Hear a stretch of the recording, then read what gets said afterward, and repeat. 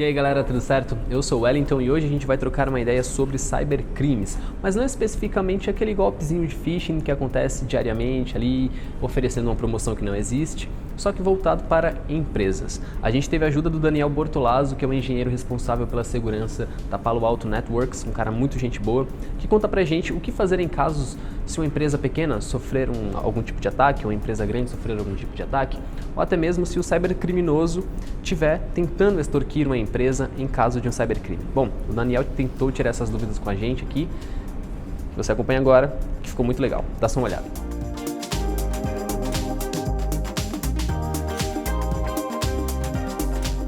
Para começar assim, logo de cara, desse primeiro semestre para o primeiro semestre de 2018, ou talvez para os dois semestres de 2018, você viu algum movimento atípico em relação a ataques a empresas, ou o foco está mais no usuário final? Acho que o crescimento ele é natural, né? Acho que ao longo dos anos a gente vê um exponencial quase, né? Entre os ataques que aconteciam anos atrás e o que acontece hoje. O que a gente vê de mudança mais é o foco. Então, o ano passado, por exemplo, se falou muito em ransomware, muito em cima de, enfim, vários tipos de ataque orientados para isso. Esse ano já tem uma tendência muito grande em cima de cloud. Você vê já muito mais coisa sendo publicada em cima de cloud. Então, tanto cloud privada quanto pública. Então, eu não vejo que teve uma diferença muito grande assim em quantidade. Cresceu, mas cresceu igual vem crescendo todos os anos. O que tem mudado muito é o foco. Então, é muito interessante ver ao longo desses últimos 2, 3 anos essa mudança de onde o atacante tem focado para se capitalizar. Claro, é mais ou menos como se eles fossem acompanhando o que vai estar no momento ali. Por exemplo, a Cloud 2.0, o pessoal fala muito sobre isso. Criptomoedas também, eles acabam atacando mais, por exemplo, casas de câmbio. É um movimento interessante que eu estava vendo também, eu fiz uma matéria recentemente sobre isso. E eu vejo que há um crescimento, não só no Brasil, como na Ásia, na Europa, dos atacantes interceptarem transações. Isso já é visto aqui no Brasil também? Já. Na verdade, como a própria criptomoeda ela é amplamente divulgada e utilizada, você não tem uma divisão ainda onde mais está sendo atacado. Claro. Então você vai ter grupos atacantes fazendo isso de vários locais diferentes e naturalmente eles estão atacando um banco ali que ele pode estar em qualquer lugar. Então acho que o interessante hoje nessa globalização desse ataque é que não importa mais onde fisicamente está o atacante ou a empresa que é foco desse ataque. Ela vai ser atacada de qualquer forma. Então é meio que interessante pensar, a gente não olha só mais o Brasil nesse aspecto, mas a âmbito global. Está vindo de qualquer lugar e o atacante não se importa mais aonde está o foco dele. Isso é interessante quando a gente pensa em toda essa transformação digital que as empresas estão passando, que passa por essa Cloud 2.0.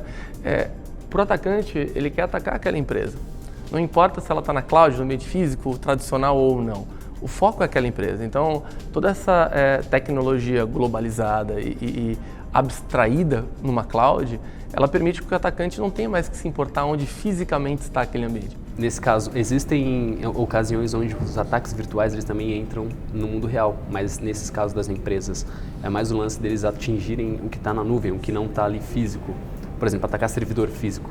Já não é mais uma possibilidade tão fácil assim, porque basicamente acessando a cloud, você consegue ter uma visão maior do que a empresa tem lá dentro, que você pode extrair de informação, de dado, de criança. A forma que eu vejo é que as empresas hoje elas vão continuar tendo um ambiente físico, né? Uma parte dele. Sim, próprio ali dela. Exato. A cloud pública, ela se torna mais atrativa, acho que nessa linha que você coloca, porque ainda falta muito conhecimento em como proteger a cloud pública.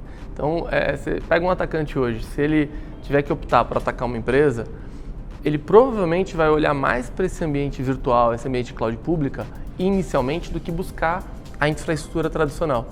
A infraestrutura tradicional já tem uma série de política, governança, já tem uma série de coisas que a empresa adotou para aquele ambiente físico e ela já sabe operar ele. Na cloud pública, isso se torna mais atrativo para o hacker, por quê? É novo para todo mundo, inclusive para o time de segurança dessas empresas que estão migrando essa estrutura para lá.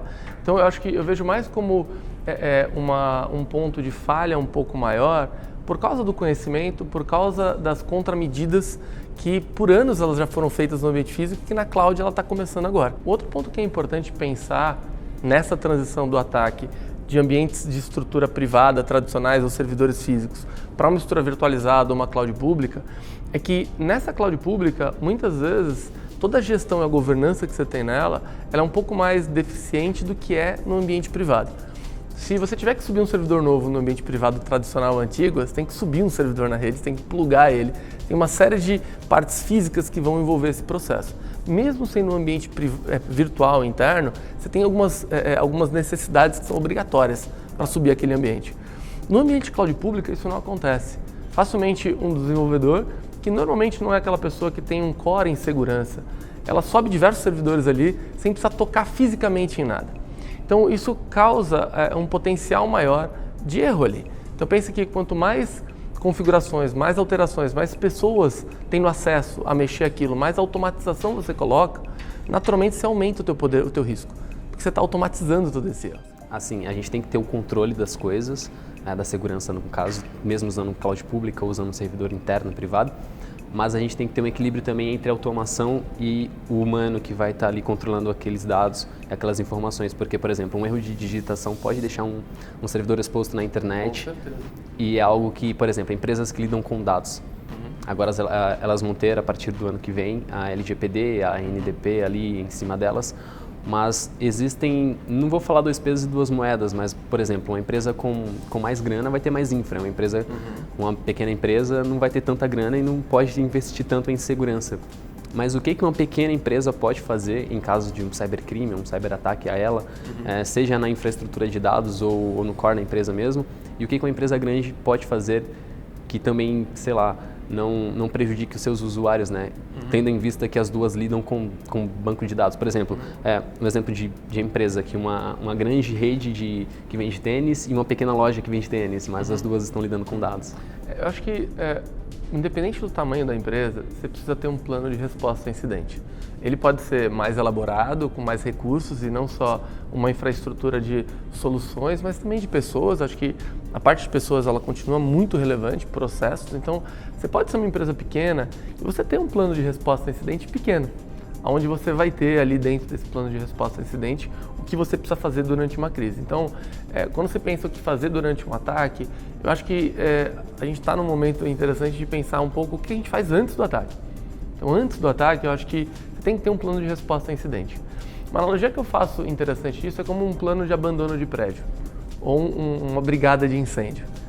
Um time de resposta a incidente, mesmo numa empresa pequena, ele não precisa necessariamente ser um time só dedicado a isso, que vai ser difícil. Igual uma brigada de incêndio de uma empresa não é dedicada só a isso. Mas você pode ter pessoas, o que é muito interessante ou mais recomendado num time de resposta a incidente, de áreas diferentes. Vai ter pessoas eventualmente de TI, de segurança, vai ter pessoas de infraestrutura, mas vai ter algumas pessoas do time de legal também, do time da parte legal da tua empresa. Vai ter pessoas do RH, que ela vai ter que validar coisas relacionadas aos funcionários. Vai ter pessoas eventualmente, talvez do time de vendas, da parte que interrelaciona com o cliente. Então, o time de resposta a incidente, em um plano de resposta a incidente, ele passa por todas essas áreas. Por isso que eu faço uma analogia com a brigada de incêndio, porque é muito parecido. Você tem as pessoas dentro de áreas diferentes que vão contribuir com aquele plano por aquela visão. Então, acho que a primeira coisa aí, sendo uma empresa grande ou pequena, é ter um plano. Você definir, se eu tiver um ataque, quem eu aciono, como eu aciono e o que a gente vai fazer a partir daí. E esse plano ele vai variar, tem alguns guidance normais ou mais comuns que toda empresa tem que seguir, mas cada empresa com a tua maturidade, com os teus recursos, vai seguir um caminho um pouco diferente. Então, uma multa, eventualmente, que você possa sofrer de uma exposição pública de um dado confidencial que foi exposto, ela pode ser atenuada se você tiver uma contramedida ou alguma ação que você fez na tua infraestrutura para melhorar ela. Então, quando você olha nessa melhoria contínua, isso não só vai evitar que você tenha ataques similares no futuro, como vai passar também por um ponto onde você consegue usar aquilo como parte de ter atenuante para mostrar para o governo que, olha, eu estou melhorando a minha infraestrutura, eu estou tentando, dentro das minhas limitações de ser uma empresa grande ou pequena, melhorar o que eu tenho aqui. Então, eu vejo meio que um processo nesse sentido. Eu ter o plano, eu ter o time formado, misto ou não, eu passar por uma investigação, as contramedidas que vão acontecer ali, dependendo também de cada recurso de cada um, e eu vou ter que lidar com esses dois pontos. O que eu aprendi para corrigir e a parte legal e de que eu tenho que publicar e eventualmente notificar as pessoas envolvidas ou afetadas nisso. Agora pensando numa situação um pouco mais agressiva. Vamos supor que no meio de um cyberataque, sei lá, um ransomware da vida, por exemplo, que foi muito falado mesmo no ano passado, 2017 também, a empresa está lá com um banco de dados criptografado ou então um grupo atacante acabou extraindo informações de um banco de dados, aí, sei lá, um banco de 20 GB, por exemplo, e resolveu liberar 1 GB na internet só para comprovar a autenticidade daqueles dados e pede uma quantia em dinheiro ou em Bitcoin ou em qualquer outra moeda virtual, a empresa como extorsão. Esse é um caminho legal a se fazer ou é mais fácil contatar as autoridades? Eu acho que as duas coisas têm que ser feitas. Eu acho que independente de ser um ransomware ou um outro tipo de cyberataque, contatar eventualmente as entidades para isso, isso é teoricamente formalidade que você precisa fazer. Então não só para se proteger e para notificar, é como roubaram o seu carro. Você pode ir atrás do carro, você pode só falar com a seguradora, mas você vai ter que fazer um BO. Então eu acho que isso é obrigatório, você tem que notificar. Ao mesmo tempo que tudo que eu passei anteriormente de resposta a incidente e ter o time, ele vai validar também para um ransomware. O que vai acontecer só é algumas medidas diferentes que você vai ter durante a investigação do impacto de negócio que você tem. No caso do ransomware, do exemplo que você trouxe, eu tenho meu business impactado. Meu ambiente eventualmente está parado ou a minha produção está parada ali por um determinado momento. Então, você vai ter talvez uma ação um pouco diferente. A Palo Alto praticamente acredita que pagar o resgate não é um bom caminho. Você acaba continuando financiando esse tipo de mercado, esse tipo de ataque.